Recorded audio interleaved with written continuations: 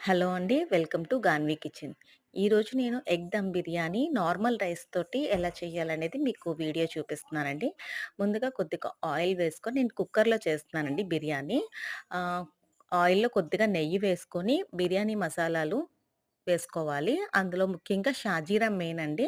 దానివల్లే టేస్ట్ అనేది బావుంటుందనమాట. తర్వాతొచ్చేసి ఒక 5, 6 పచ్చిమిర్చి, ఒక టమాటో వేసుకున్నాను. నేను 6 ఎగ్స్‌తో బిర్యానీ చేస్తున్నానండి. ఒక టమాటా సరిపోతుంది. తర్వాత కొత్తిమీర, పుదీనా నెక్స్ట్ కరివేపాకు వేసుకున్నాను. తర్వాత సాల్టు, పసుపు, గరం మసాలా ఇవన్నీ వేసుకొని బాగా కలుపుకోవాలండి. తర్వాత కొద్దిగా పెరుగు కూడా వేసుకుంటాము. ఒక కప్పు పెరుగు వేసుకున్నాను. పెరుగు వేసుకొని మసాలా అంతా గ్రేవీ దగ్గరకయ్యేలాగా బాగా మిక్స్ చేసుకోవాలి.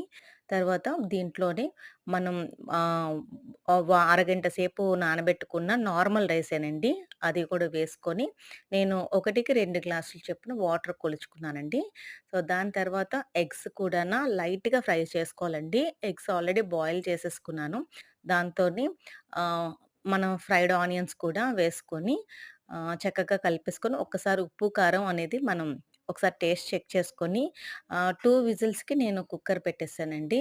అంతేనండి. ఎగ్ దమ్ బిర్యానీ అయితే రెడీ అయిపోతుందండి.